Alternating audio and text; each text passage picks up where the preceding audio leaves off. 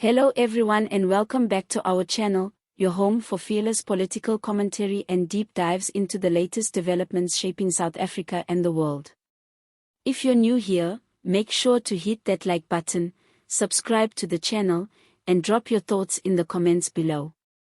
We want to hear from you, especially on this one, because today's topic has stirred up a global storm. Former US President Donald Trump is once again making headlines, but this time, his target is South Africa. On April 13, Trump took to his controversial Truth Social platform to suggest that he may skip the upcoming G20 Summit, which is set to take place right here in South Africa. And his reasoning? He accused the South African government of allowing violence against white farmers and promoting what he called land confiscation policies. According to him, these issues make South Africa an unsuitable host for the world's most powerful economic leaders. Now let's be honest, when Trump speaks, the world listens. Not because he's always accurate, but because his words often carry huge consequences. And this time, his comments hit a nerve, especially with the economic freedom fighters.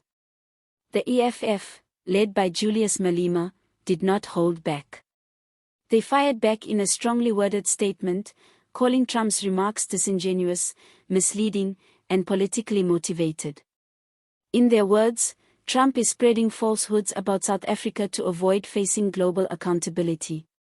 But more than that, they accused him of trying to shift focus away from his own disgraceful economic record in the United States, a record they slammed as economic genocide against America's working-class families. That's a heavy accusation. But the EFF didn't stop there.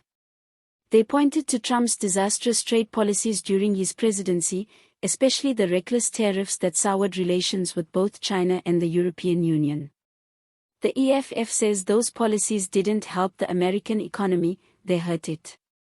And now, with Trump seeking re-election, he's turning to old tactics, fear-mongering, race-baiting, and playing the global bully.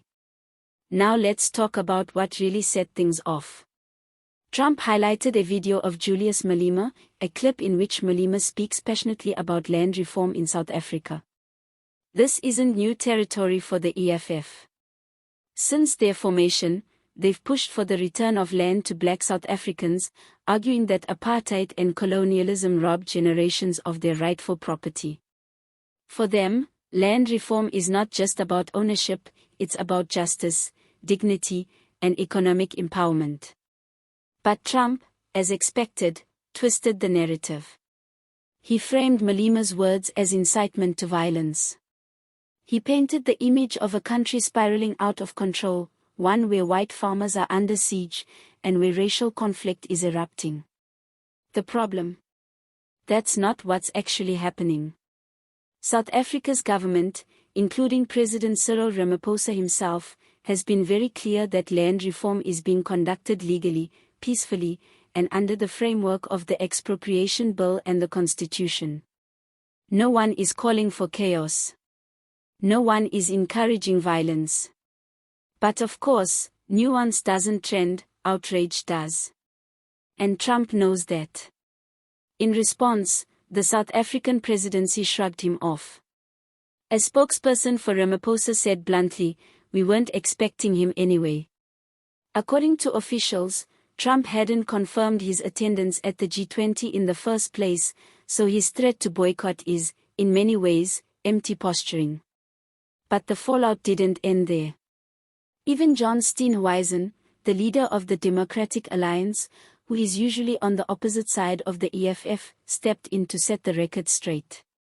He made it clear that while violent crime in South Africa is indeed a serious problem, it affects all citizens regardless of race.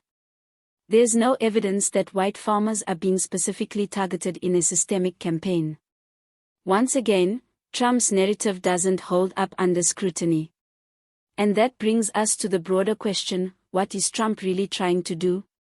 According to the EFF, this isn't just ignorance. It's deliberate. They say Trump is employing what they call imperialist tactics, painting South Africa as a human rights abuser in order to justify future sanctions or diplomatic pressure. It's a page straight out of the old American foreign policy playbook: demonize a country, label them as unstable, and then use that narrative to isolate or punish them on the global stage. The EFF's response was crystal clear: if Trump doesn't want to attend the G20, good riddance. In their words, his absence would be a blessing. It would allow other nations to focus on building inclusive and equitable economic solutions without the shadow of American interference. And they made no apologies for referencing America's own bloody track record, citing the invasions of Iraq and Libya as examples of US hypocrisy. So what does this all mean for South Africa? First, it shows that the country remains a focal point in global politics, especially when it comes to race, land, and economic justice.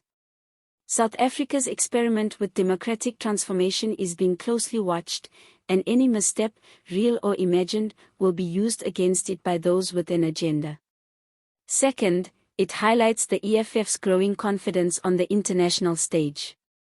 They didn't just defend their policies, they flipped the script and launched a full-scale offensive against one of the most controversial political figures in modern history. That takes guts. And third, it forces us to reflect on who gets to control the global narrative. Is it leaders like Trump, who use social media to sow division and fear?